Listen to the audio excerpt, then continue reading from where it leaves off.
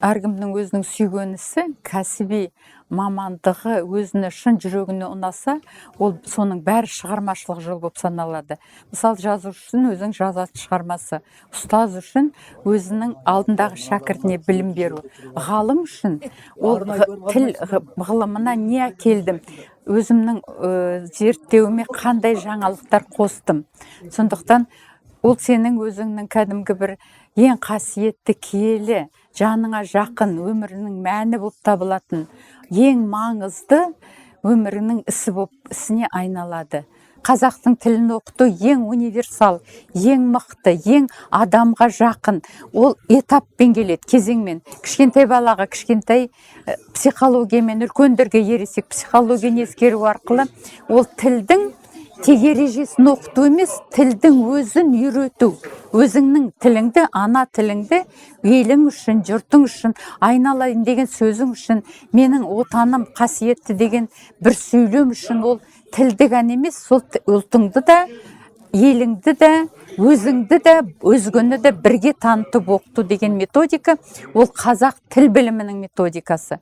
Ал біздің жасағанымыз, мен шәкірттеріммен бірге қазақ тілін деңгейлік оқытудың 6 деңгейлік оқу кезеңін және соған қатысты 67 кітабын электрондық оқулығын шығардық. Кез келген шығармашылық тұлғаның, ғалымның, жазушының, ақынның, өнердің адамдардың өзі Алладан бір қонған бағы болады. Ал енді мына бүгінгі өздің оқып, өніп, көгеріп, көктеген төрден келіп, бір есеп бергендей болып, өнегелі өмір дейтін серияның ішінде сол еңбегі сонша бір қомақты болып кіріп еніп отқан біздің отбасымыздың отанасы болып отқан Фаузия Шамсиқызы Оразбаева, ол қолдан жасалған ғалым емес. Бұл кісі кәдімгі бала кезінен бастап өзін осы кеңістікке, тілге, әдебиетке, рухани кеңістікке арнаған адам.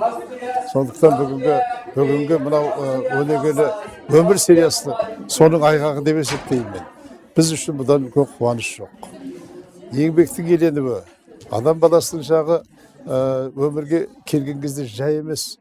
Сол үлкен бір міндет арқалап келгенін халқының алдында, жұртың алдында дәлелдеуі, міне соның бір белгісі. Бүгін шығармашылық 5 томы жарық көрді. Оның ішінде анау студенттік кездегі алғашқы дипломдық жұмыстан бастап, дәл бүгінгі ең соңғы үлкен мына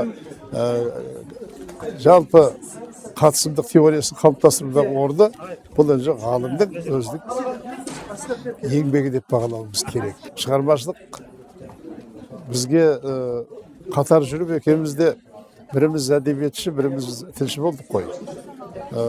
Екі салада емес, айналып келдім, бір тұтас сала бұл өзі. Сонда жүріп, біріміз толықтырып, біріміз қанаттандырып, біріміздің жағдайымызға біріміз қарап жүріп, осы халге жеттік қой деп есептеймін мен өзі. Әсіресе менің шығармашылық өміріме апайларының жасаған жағдай өте зор, тілмен айтып жеткізу қиын.